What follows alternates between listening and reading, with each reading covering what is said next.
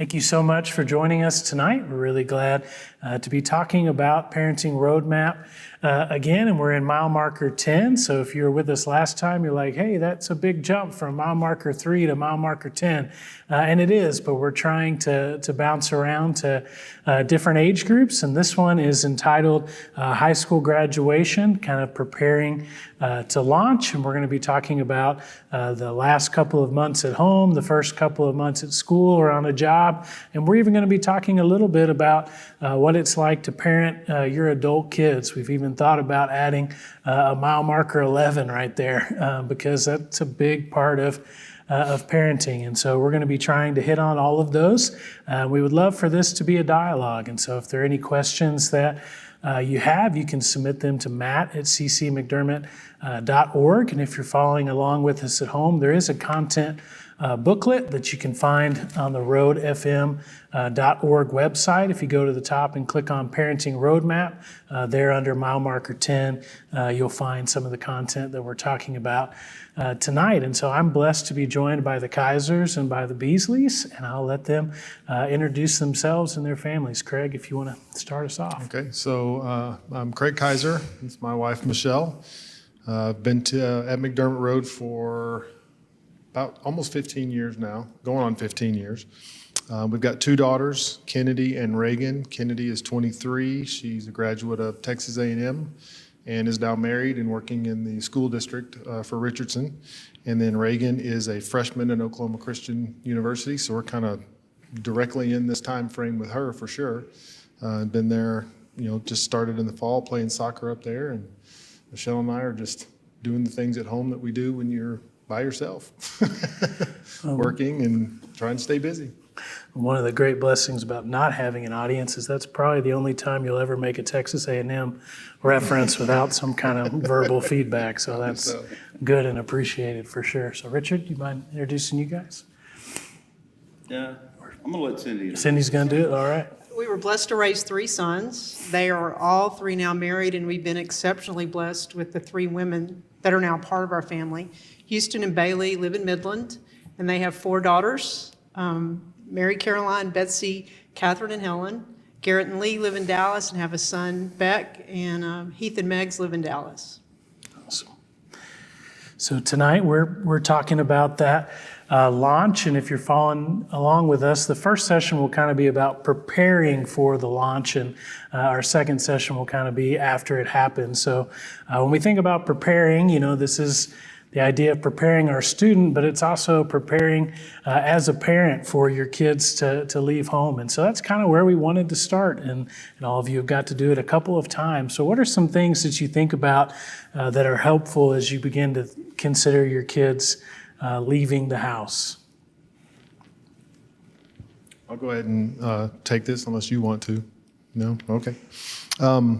One of the things that we found helpful with the girls was encouraging them to begin to start making more decisions that we typically would help them make. Give them, reference points that we used. Give them, ideas that we thought through, things like that. For instance, a fairly easy one, movies. It used to be, hey, can I go see this? Or can I go see that? And we would do the research to figure out, what might be in the movie, what it was about, things like that. And then just encourage them to say, here's where we looked. You're about to leave. You're going to be making this choice by yourself, because I guarantee you're not going to call me on a Friday night and say, hey, we're thinking about going to see this movie. Can I go? That's not the way it works. So it was some encouragement of turning some of those things over to them.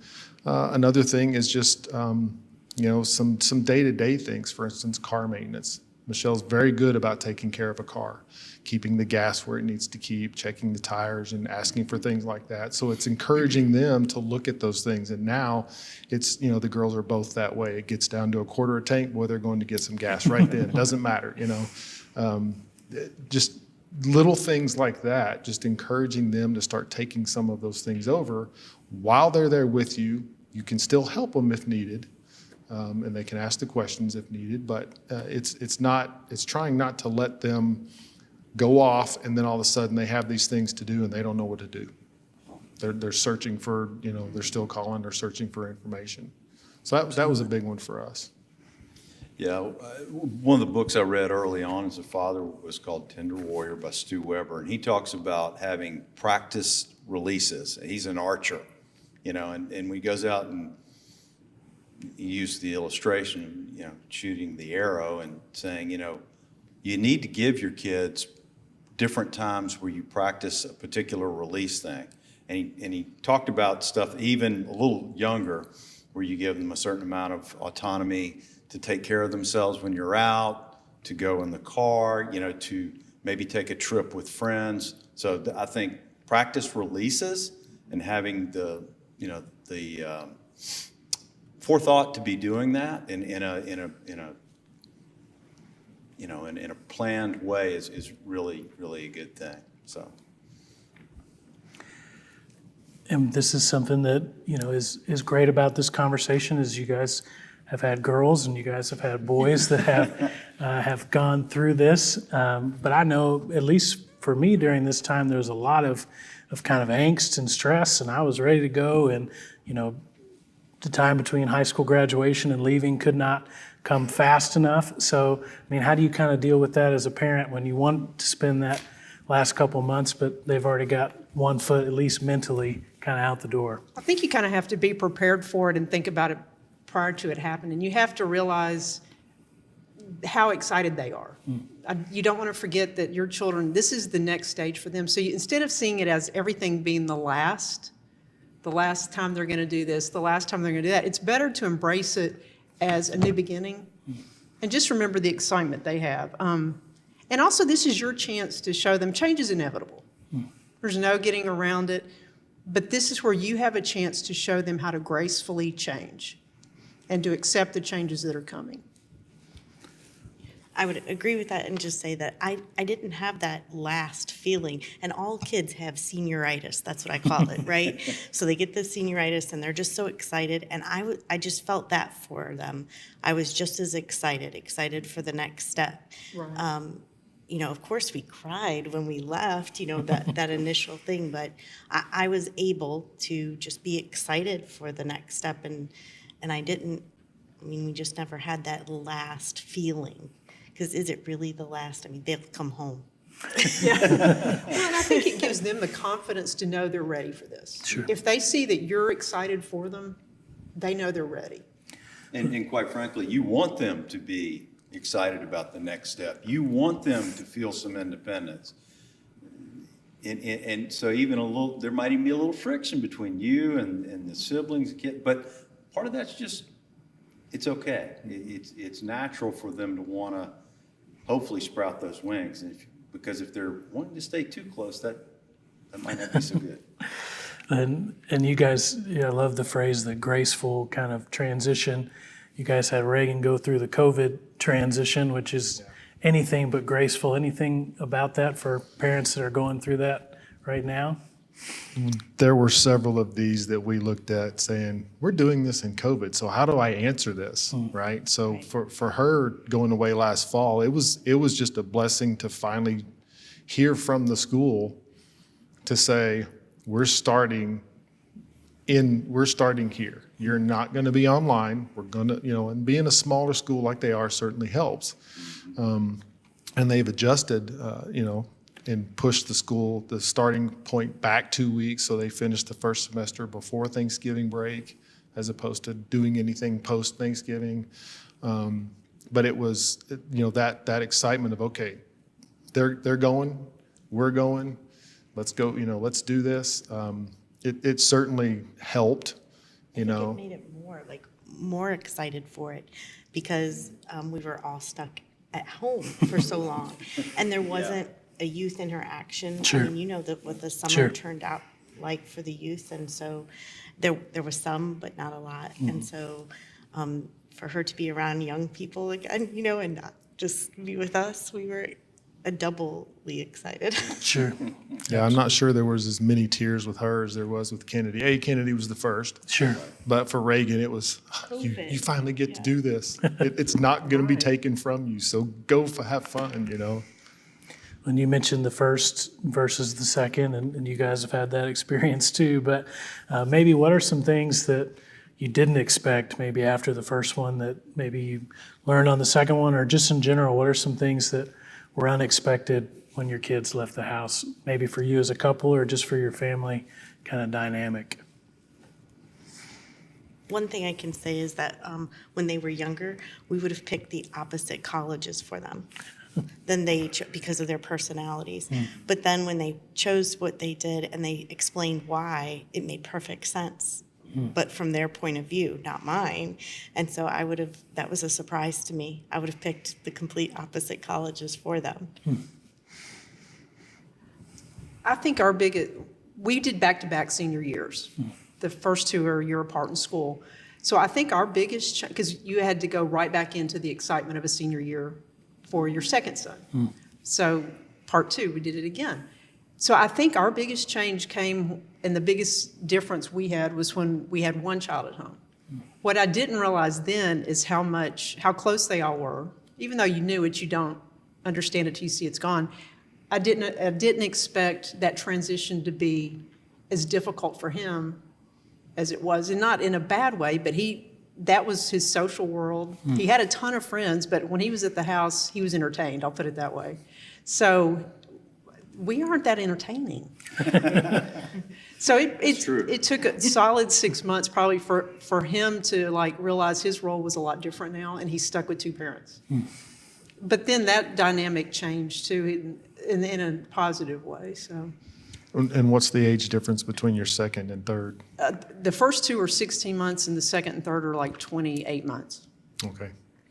Yeah, our dynamic would have been quite different because Reagan's 5 years school-wise behind Kennedy, 4.5 years, in age. So she was only going into 8th grade when Kennedy was going off to school. And that makes a little bit of a difference, obviously. She still is in that point of really relying on mom and dad, much more so than what your dynamic, would have been. Right. And so I don't know that we had any challenges or things that really surprised us necessarily. Maybe we're just lucky.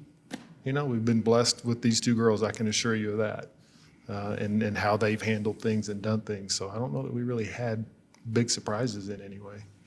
I think, getting to know both of your kids and had both of your daughters, got to barely have Heath for just a little bit, as all of your kids seem to enjoy each other. But I'm sure that took a little bit of work when their siblings were off at school, especially for that much time and different things. I know some of my biggest regrets are not calling my brother or texting him more when I was away at school. But when you think about, kind of now that both kids are out of the house and you got maybe some different schedule changes or identity changes, are there anything to prepare parents as couples for when the nest is empty, per se? Yeah, probably a lot. I think you need to have some forethought around spending time together. Like maybe nothing's the same that it was, say, when you first got married. So don't think I mean that. But think about where you are in your life. And like for Cindy and I, we started exercising more together. We started taking walks more together. We started, we started actually getting into a little bit more of a dating routine, on some weekend nights. Now, sure, there are things, but we also were still very engaged too. We've traveled a lot. You guys have an athlete. We had, Heath, 4 years of college baseball, so we did that. And then we had a kid that moved. So I would say why you still need to zero in on each other. You got to be open and keep kind of almost broadening your embrace to the changing needs of your family and the changing needs of your kids. And the truly exciting thing about that, Matt, is if you'll open yourself up to the good things that God will give you through all those changes, then you can start, then your relationship with your spouse is good. You don't lament for how it used to be, or you don't lament for, a different time and place. You're always excited about the moment you're in and the moments that will come. Anything else you'd add to that? Okay. Yeah, I would completely agree with that. I don't know that we've had any feelings of, now what do we do? You know, again, in this COVID time, there's only so much you can do anyway. And Sure. we've all kind of gotten used to that. But, you know, like you said, you know, Reagan's soccer didn't happen in the fall like normal. It's happening now. So we've got a lot of half days planned coming up to, you know, take off and go watch. But yeah, I know for myself anyway, and I think for Michelle, we didn't have that. What do we do now? You know, who are we? You know, we're still their parents. We're still engaged with them. Having Kennedy and her husband Casey in town certainly helps. You know, we still connect with them from time to time as much as possible. They're busy with teaching and coaching. When Kennedy left, it's when Michelle kind of got back into the working world. An opportunity just presented itself. So, you know, and now she's teaching first grade, and there's a lot of time in that she has the availability to do now, you know, and I work from home. Without So, feeling guilty. Like I do.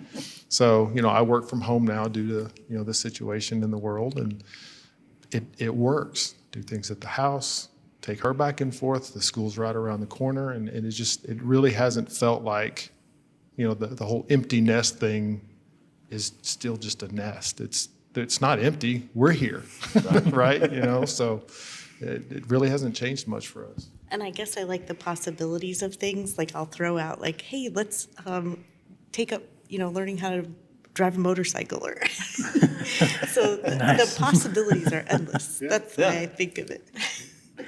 And y'all have the benefit of having the delayed stop of games. I remember calling my parents on like a Tuesday or a Thursday night and being, hey, where you guys at? Oh, we're at the basketball game. It's like, well, Steve and I don't play basketball anymore, you know? Like, oh, well, this is what we do on Tuesday and Thursday nights. You know, it's just like different things are transitions. But one of the things that I do want to take just a little bit of time about is talking about this generation of kids, and one of the reasons, many reasons we asked you guys to be a part of this is all of you have a love for this group of kids. And, you know, I think sometimes a lot of different generations get a bad rap, and I think Gen Z has gotten a bad rap sometimes, and there's a lot of really awesome things about this group of kids, but there are some unique things about this group of kids that are helpful to maybe hone in on and thinking about these transitions. And the COVID thing is always going to be a unique thing that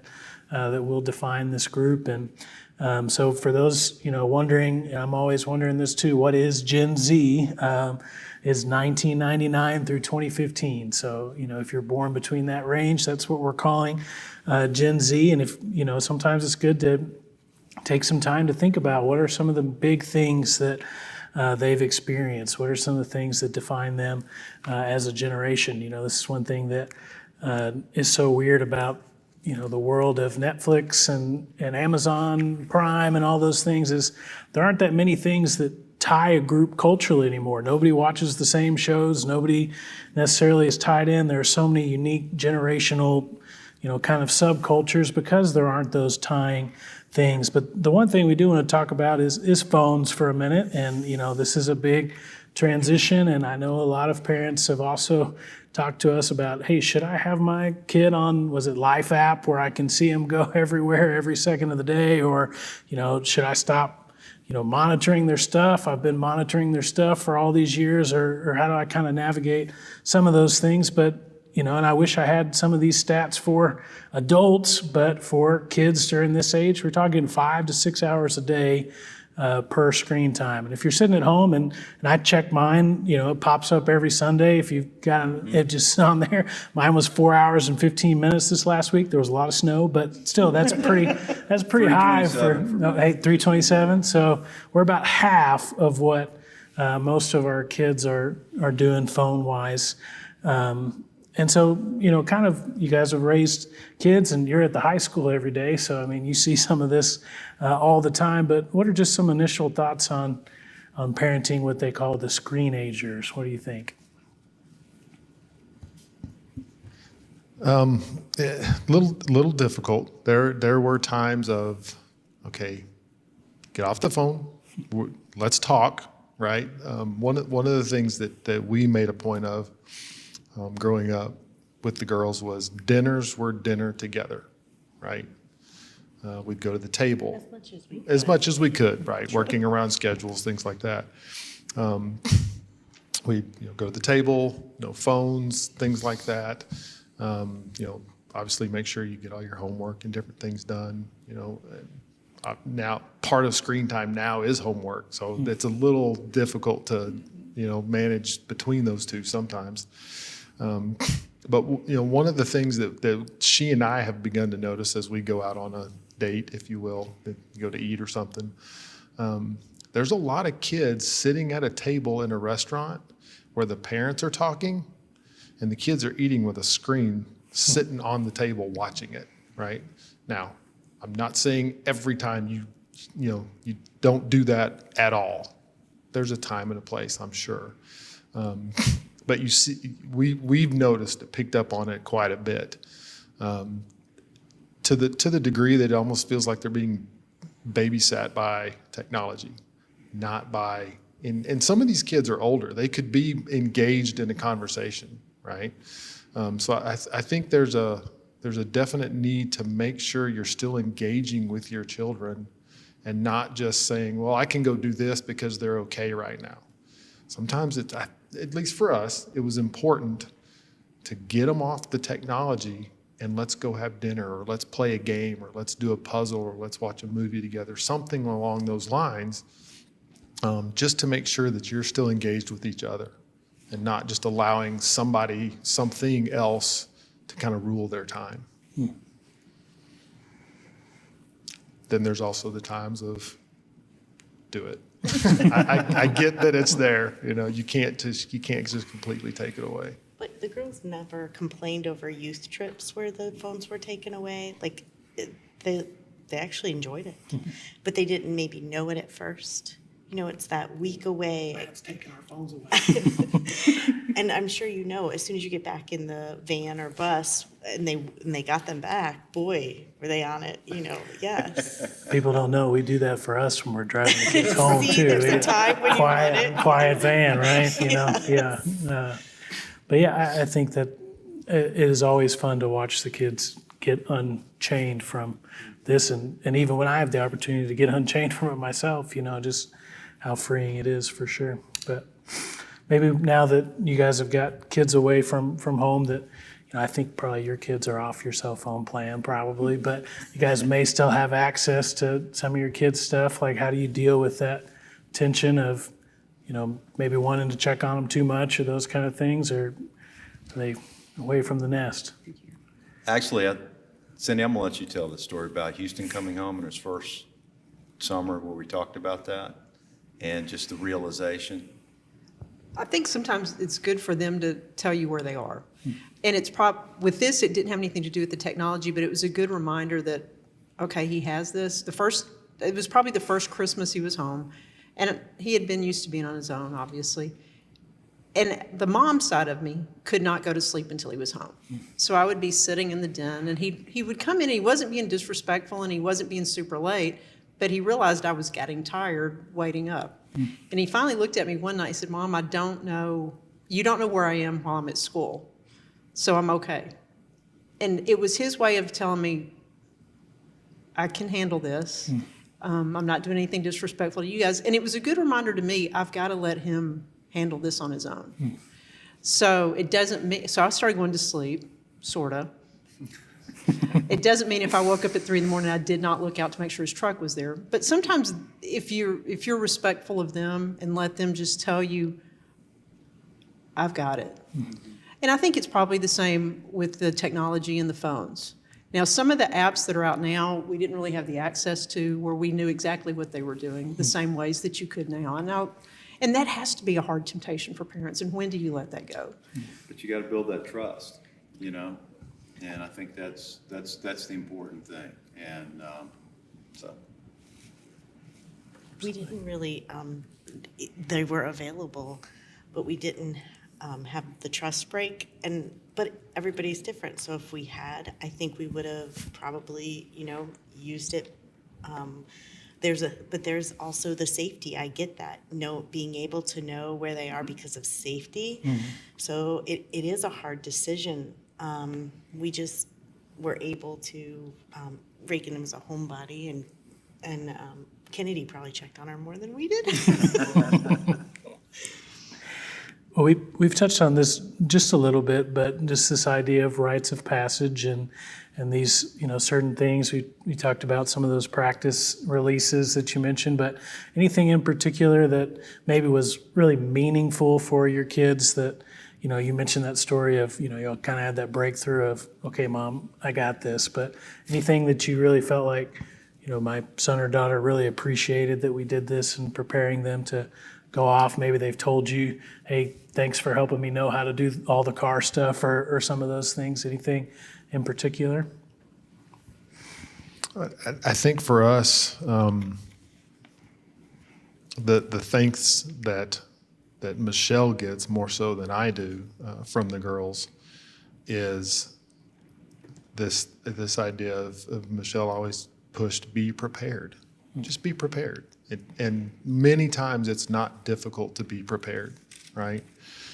They would kind of,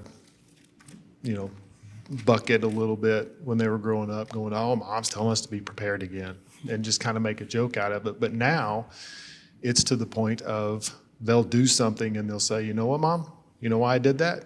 I was prepared. So it made an impression on them. Now, I don't know if that's really a rite of passage because it's something that was done from an early age on. And Reagan is obviously knee-deep in something like that now with being in school, playing soccer, and she'll tell us weekly when we talk to her, I've got it in my calendar, and I'm going to study this then for this test. It's a week and a half after that. She's really trying to stay on top of those things, almost to the point where it's like you can relax a little bit. It's not quite that bad, right? So that might be one of them. I think the other ones are just they're not huge, but it's things like driving. I mean, that is a huge rite of passage for a lot of kids, right? And there are some. I feel like as time's gone on, some of the kids are pushing it to later and later ages that they're learning. Definitely. For us and for the girls, as long as they wanted to, that was fine, and they did. So they got their license when you typically would. It was a little after 16, but not too long. But then after that, it became, okay, now that you have it, we want you driving as much as possible. Because while they were here, while we can be around and help if needed and those kinds of things. And if you're doing something, it's okay with us if you drive. You don't have to go with your friends. I trust you more than I trust them. I don't know them, right? I know you. But one of the things we did for them as well before they went off to school was make a trip by themselves up to my mom and dad's in Wichita Falls. Little 2-hour trip. Let them do it. It's a familiar trip. Not that they've driven it, but they've seen the roads. They've been on the roads. It's a familiar trip, but a way to let them make that first trip, if you will, somewhere, and not that first trip by themselves back and forth to school. They've done something like that. So it was just smaller things like that for us, not anything real big. And I think most parents need to take comfort in the fact of while we're talking here about what you do leading up to where they are right now, and in kind of the essence of it, what do you do that last year? But really, most parents need to take comfort in the fact they've pretty much patterned everything the way they should have the 17, 18 years leading up to this. So parents should just feel comfortable that they've set a good place for their children to move forward and not worry about, am I going to get these last 12 to 24 months correctly? You'll get some of it right, you'll miss on some of it, and that's okay. They'll think you miss a whole lot more than you actually do. And Matt, The boys haven't come back and said there was a specific thing so much, but I would say this. Every chance you get to bless your children publicly, you ought to do it. One of the things we tried to do from kind of a rite of passage standpoint, at least at that age, was have a meaningful graduation party. And it was a time where we took just a few minutes, not long, but a time to sing, have everybody sing, "The Lord bless you and keep you." And Cindy chose 1 Thessalonians 2, 19 and 20, which reads, For what is our hope, our joy, or the crown in which we will glory in the presence of our Lord when he comes? Is it not you? Indeed, you are our glory and our joy. And when your mom reads that, and dad talks about how proud we are of you and look forward to this exciting part of life, I guess that was the closest thing we had to sort of a rite of passage at the time. But I would really encourage parents, when they've got a chance to publicly bless their kids, they should do it. And that'll be different for every family, but find ways to accentuate their strengths and bless them. Absolutely. And that kind of dovetails nicely just kind of to our kind of last real kind of talking point for this session are those last couple of, we've hit on this a little bit, last couple of weeks, last couple of months, and maybe even, all you guys have had the experience of the first time back home too, and whether it's the first weekend or first summer or those kind of things. I know the first summer home was pretty tough for readjust, and you already talked about that a little bit of, hey, I've been on my own for a little bit, but any thoughts on maybe some practical things that are helpful to think about? I think for us, and we've talked about it a little bit, we were just excited for them. We didn't make it a series of this is the last time you're going to do this, last time you do that, because again, they're going to be coming home, right? Tried to keep it, and maybe this, for us it worked, again, keep it as normal as what you've had. Because I think if you start to make it different, that can cause a little stress, that they start thinking about it more of, oh man, I am leaving, and that they don't fully grasp the concept. Well, you're going away, but you can come home when you need to, right? And again, for Reagan, it was a whole summer of I can't really do anything. So normal for her was, I guess I'll just go outside and run and try to keep in shape because I can't really do it with people the way I want to, and things like that. So that was one of the things. And then I think it was important for us to let them, for us not to overstress on making sure, did you pack this? Did you pack this? Did you pack this? And let them control that. All the schools provide lists. And the lists are typically more than you really need, right? So let them take charge of that. If they want to go and grab some things, okay, let's go do it this weekend. But don't force it upon them. Don't you be the emotional one saying, we got to go do this, we got to go do that. Again, it's that whole idea of them starting to be in control, a controlled control, right? An organized control, because you're home, of the things that they're going to have to start doing on their own. Absolutely. And each stage with your child gets better. It does. It's hard to explain why or how, but it does. When they first come back home, the first time we saw our oldest, after he'd been gone, I don't know, several weeks, and we went to visit him in school, he had never looked older. Then when they come back home, the first thing you have to, sometimes for some of them, if they're super social with a good social group, they want to see their friends, especially those first 2 years. Let them do it. That doesn't last all the way through college. It may last through 2 summers. But they're still going to come home at night. You're still going to get to see them during their breaks. But they want to spend that time with their friends. And that was something we didn't want to make a big tug of war with time on. It wasn't worth it. But each stage, just always in your mind know that each stage adds another layer that's even better than before. And I think that's some really good kind of practical things. And on that, you may see it at different times for different kids, but it's this idea of stress, right? And, it's going to maybe manifest itself before they go or right after they go or a little bit of both. One thing that surprised me in reading for this, they surveyed Gen Z, and the number one stress response for this generation was listening to music, and not out loud, in headphones was specifically put. And so, I think that, every group deals with stress a little bit differently, but maybe talk about what were some things that you saw with your kids in stress.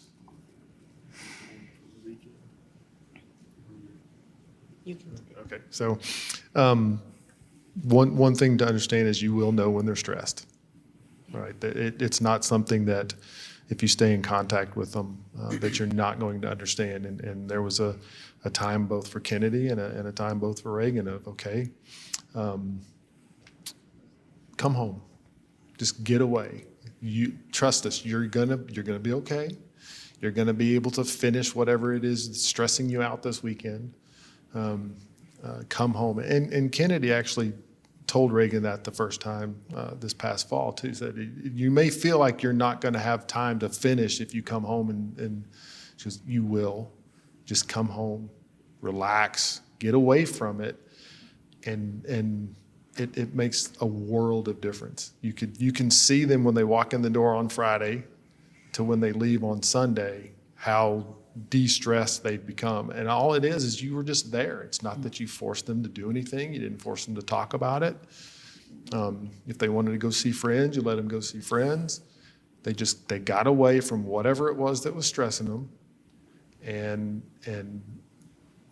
it just helps relax you, right? So that's one thing that we did, was just let them come home if they need to come home.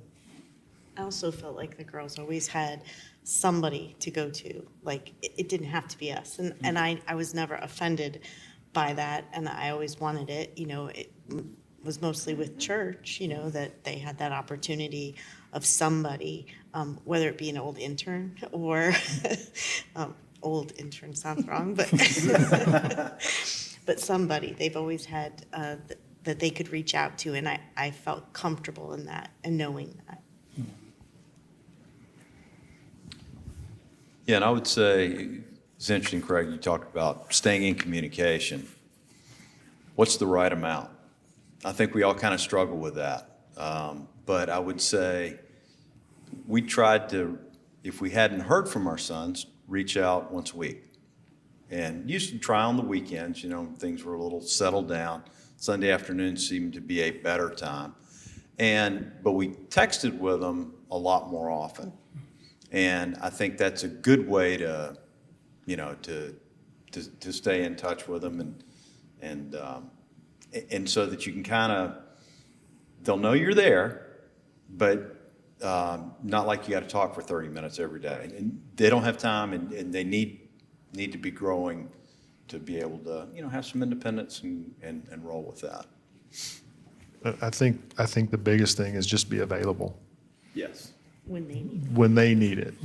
Yeah, you don't ask them if they need it. They'll let you know when they need it. We've had phone calls from both of them. I just need to vent. Okay, vent. I'm here. Mm-hmm. And you just sit there and let them vent. And then by the time they're done, okay, I'm good. And sometimes that's really all they need. You don't have to fix it. They just need an ear to listen to. Yeah, it was funny, Without fail, all three of our sons, the first semester break when they came home, they all wanted to stay up late and talk, and it was glorious. But we usually go to bed early. But, and if we'd have been kind of, it's time to go to bed, then we'd have missed out on a great conversation. And I'm so glad we just sat there and just soaked it in. And I think you're going to have, for parents who haven't gone through this yet, they'll be surprised at how many wonderful moments they'll have like that if you'll just let it happen. I think that's a great thing for us to wrap up on here. If you'll remember, if there are any questions, our third session, which will be in 2 weeks, we would love to spend some time interacting with different questions that are submitted. So you can submit those again to Matt at ccmcdermott.org, and we would love to do that. So thank you so much for joining us. We hope you'll be with us next week, as we'll be kind of talking about the post-launch a little bit more and talking about how we can bless our kids when they're no longer at home. So thanks so much for joining us tonight.